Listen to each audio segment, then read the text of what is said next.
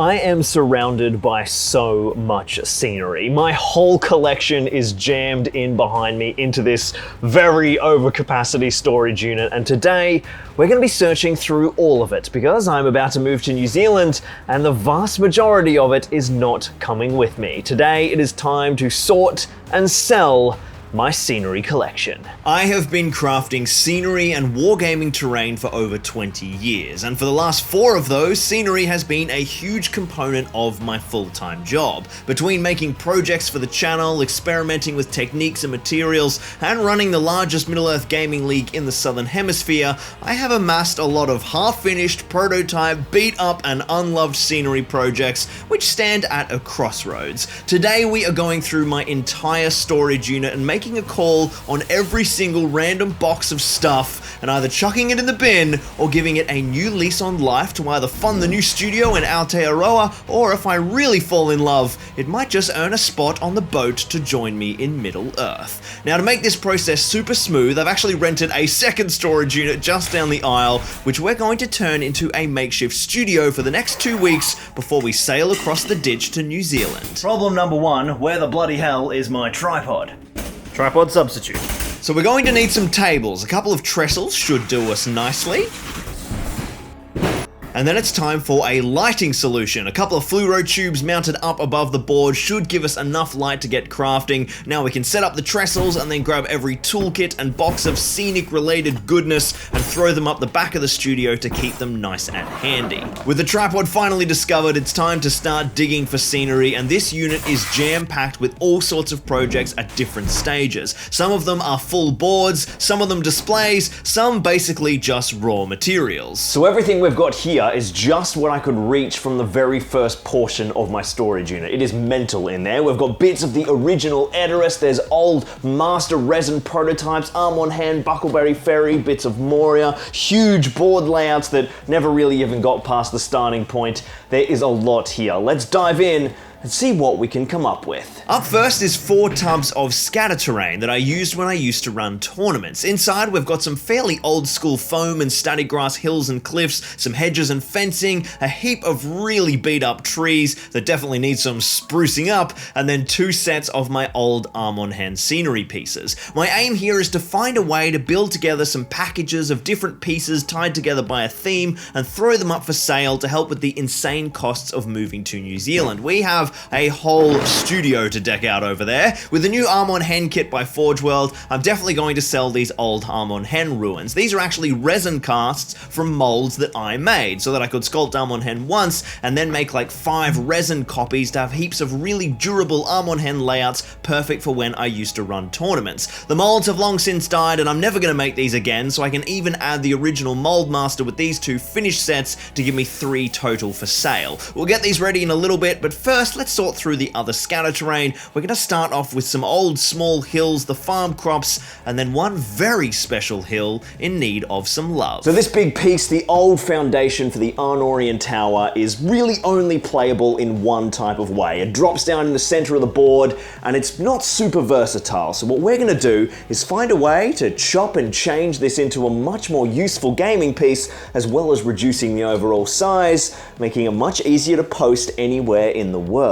A very careful bit of knife work here saw me separate our beat up old hill into 4 pieces. I made sure the cuts were perfectly orthogonal so that it will work well for corner pieces, and I tried to pick a spot for the cuts to make some interesting layouts for each different configuration. First up, we need to grab some grey spray paint and give a few of these bits a quick reprime to get rid of any of that orange foam showing through, and then I mixed up some grey paint for a quick highlight and gave the newly primed pieces a quick overbrush. We've also got the damaged Herstart's ruins, which need a little bit of paint too, and then of course all of our smaller hills also need some attention. Up next, it's the big stage. It's our ground cover, and up first we're going to make these ruins look realistic. Obviously there is a lot of pieces missing from when we salvaged the ruin that used to be on this hill for our Fornost board last week, so I'm going to start with just a big layer of fast drying basing glue and then dumping a whole lot of my rubble base ready blend from Geek Gaming. Then I grab some arid earth to kind of bring in a few of those earthier tones stones that would have been exposed by whatever cataclysm happened to this poor tower, and then I added a few sprinkles of the Rugged Fields base ready just to break up some of those light brown tones from the arid earth and help darken it in patches to kind of bring it back into the color palette of all our other dirt features across the hills.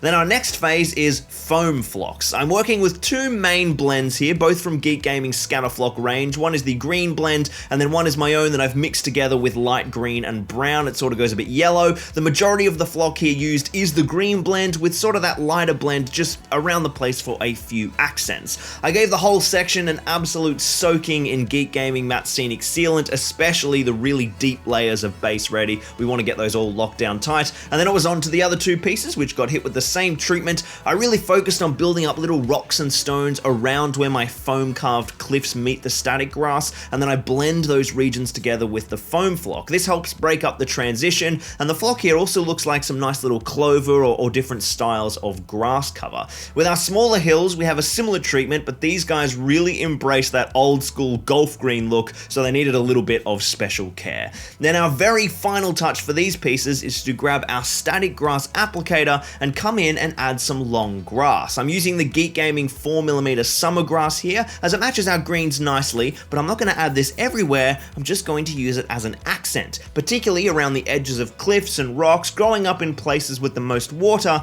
and the lowest foot traffic. I just throw down a little of my sealant, work straight into that, and then soak it all in sealant again. It's particularly useful on the smaller scatter pieces who sorely need as much visual variety as possible. And now we get to have a play with just how much more versatile these pieces are. I grabbed my old green board to act as a little 4x4 for us, and we can see there's an awesome variety of layouts that can now be achieved with these pieces. It's just so much more useful as a gamer than just one massive hill, big static block that gets stuck in the middle of the board. Most of this scenery has been made with like a local gaming community in mind, and getting scenery together can be a big hurdle to play some enjoyable games, but it absolutely pales in comparison to the biggest problem facing all modern gamers. So, I'm Lockie from Zorpazorp, and I love wargaming, but sometimes it's just so hard to find a game. Are there players near me, events, tournaments? I just want some nice folks to roll dice with. Landlocks!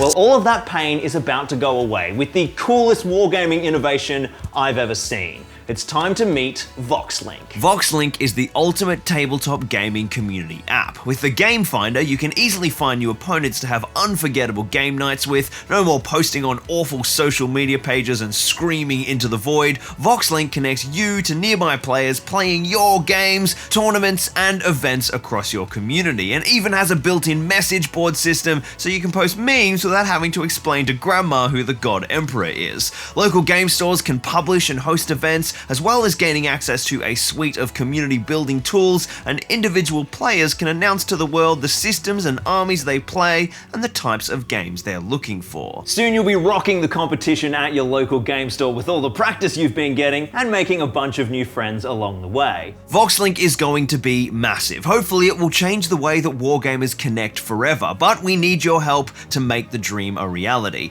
Come and join the Vox Link family early over on Kickstarter so we can get this baby off to a flying start. There will be a free version of the app so we can suit everyone's budgets and include the whole community, but with bonus features for premium users and our beloved beta testers, as well as verified accounts for retailers and local gaming shops. We're hoping to make connecting to your gaming community easier than ever before. So join me, Lockie from Zorpazorp, here on Vox Link, the ultimate tabletop community building app. One of the first boards I'm hoping to do in New Zealand is Arm on Hand, which is going to use a lot of trees, so I decided to keep all of these, but rip them off their little scatter bases and then just whack them all in a box to post over to New Zealand. There's no point trying to do them up now because they'll just get trashed on the journey over, so that now leaves me with all of these little bases, and I was just going to trash these. I thought they weren't very useful, but then I realized they are perfect for a little plan that I've got for the new studio. For those of you who don't know, we have an awesome live stream campaign over on our second channel, Zorpazorp Streams. Each fortnight we paint up some models and then play some dope retro Middle-earth battle reports, and then those models get assigned to be sponsored by one of our Patreons. They get to name them and control them in the live chat. It's great fun. Now the series is currently on hiatus while we move, but it is is coming back in a big way, especially once we've set up the dedicated streaming room in the new studio to be an awesome series of micro dioramas for each Patreon mini. And these bases are going to be perfect for lots of the forest-themed characters. Now let's finish off that last arm-on hand piece and get them all ready for sale. I assembled all the resin pieces by gluing them together with 5-minute epoxy, and then gave the whole piece and all my spare ruins and walls a prime in dark grey, and then a series of layered dry brushes in lighter greys to bring up the stonework. A big black wash to deepen the recessed detail, and we're ready for flocking. The ground around the seeing seat got a few tufts, and then some foam flock blends and some static grass, and then all around the stonework I used some foam and clump flock to build up some lichens and ivy to help sell that overgrown arm-on hen look. And there we have some sweet looking scatter terrain. I'll sell 3 lots of these, which would now be a pretty small package that should be able to go anywhere worldwide. So everything we have done so far has been little pieces of scatter terrain. It's time to start handling some of the large boards. Now I've got a couple around. This is some flat green. We've got this big massive thing behind me. Half of Edoras is sitting there. I think we're gonna start with this guy. This guy was in fact, I think it was the very first gaming board I built just to be like a casual playing space. And it's just a flat golf green. It's so uniform and boring and unrealistic. So let's take some scenic spice and bring this guy to life. Now currently this board has 2 little hills and 1 small valley built under a sheet of static grass, but it needs a little bit more something than just that surface treatment to make the grass look better, so I decided to make a small stream. There'll be lots of fords, so it's still going to be great for gameplay, and not too wide, so there's still plenty of room for scatter terrain, but it'll just give the board some life. After slicing out a riverbed, I put down a base tone of light brown, but as it dried it really lightened up, and I realized it wouldn't match my base-ready riverbed plan, so I darkened it with a bit of black, just wet blending straight in the riverbed, which was nice because it gave quite a varied paint tone. And then I just sprayed a bunch of Geek Gaming Matte Scenic sealant straight into the wet paint and started sprinkling in my arid earth base ready. To build up the fords, I sieved out the larger stones and sprinkled them quite heavily in a few specific areas to be river crossings, and then I used less of those throughout the riverbed to create that visual contrast. I applied more scenic sealant throughout the process to keep this all locked down really tight, and then I grabbed some green foam flock and sprinkled that throughout the riverbed to help make the stones that are under the water seem mossy and grimy, and then I kept it light on the fords, which would be exposed to more sunlight. Then it's riverbank time. I grabbed a whole bunch of different Geek Gaming grass tufts and pieces of clump foliage and ran a seam of fast-drying basing glue down the riverbank and began to build it up with foliage. I often used more arid earth base ready and green blend foam flock to kind of tie everything together, as well as creating some like mini fords or little beaches with sections of arid earth and kind of no foliage, which looks really great as well. I also found a little tub of Geek Gaming flower tufts, which I thought I'd add sporadically through the riverbank just to add a little pop, and that worked really nicely. I also decided to add a little more arid earth to widen our fords to lap up onto the plains a bit more, and then began to blend it all in with the greenery with some of the brown-green flock blend, and then soak that all to lock it down. I just want to say a huge thank you to my YouTube channel members and my patrons. The support that you guys show me, the banter in our Discord, I love sending you all the little snaps of what I'm working on in the unit. It's so important to me, and this couldn't be possible without you. I can't wait to reveal all the exciting new updates to the Patreon channel member family once we have that dedicated new Zorptron studio in the new house in New Zealand. If you'd like to become a Zorptron, simply hit the join button here on YouTube, just down next to subscribe, or you can check out Patreon linked in the description. With the river coming along nicely, it's time to deal with the rest of this awful golf green. I decided to work out my approach on a little patch set back from the river and started by applying a sustained sporadic sprinkling of green blend foam flock and then a lighter pass with the greeny brown blend. This broke up our green nicely, but in such large quantities was a little disparate from the 2mm spring grass mat which is underneath everything, so I grabbed some pure light green foam flock and applied some blending accents. I then heavily spritzed this half of the board with sealant and then applied this method across that whole half, also adding a new ingredient to the recipe using some sawdust flock. Hilariously enough, the old school Games Workshop green blend from the early 2000s. I have no idea why there is a tub of this in my unit, but down it goes, it's fine. Not usually a fan of sawdust flocks, but the added texture mixed into the grass, it actually really added something.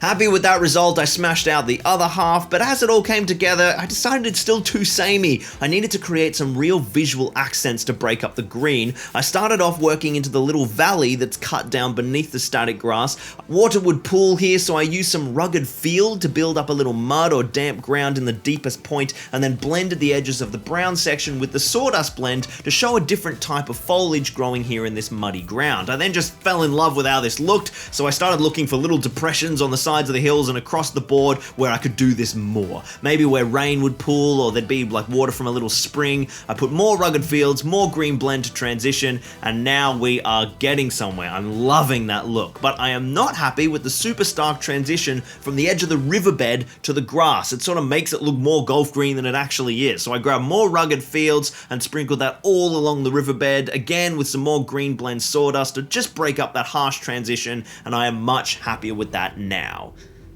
Next, it's time to add a little bit of depth to our foliage with some longer static grass. Now, unfortunately, I can't just apply this all over the flat ground, as that would just get crushed by scatter terrain, so I've decided to put it down on all the sloped sections of the hills. A big spritz of sealant to give me some adhesive as a foundation and to conduct the static charge as I earth the applicator, and then a pass all around the slopes, and then I also threw it down into the valley as well. I sort of couldn't resist. Inspired by the idea of a little bit of extra spice for these areas, I threw down some little pieces of clump foliage and flower tufts, and then I realized why I still wasn't loving the overall piece. It's all green. I've gone too hard the other way. I need some more dirt and rocks to make this feel more realistic. So I grabbed the very last of my arid earth and I basically just sprinkled it everywhere. I would have liked to do more bigger rocks, but I'm basically completely out now. So I built up the larger rocks where I could, around the slopes and the valleys and kind of coming off the fords, and then gave everything one massive soaking and geek gaming matte scenic sealant to fully secure all the scenic elements, and then for now, she is done. We will have a nice little resin pour for this baby soon, but along with the Fornost and the Kelth resin pours, those bad boys are going to be coming in a future water effects video,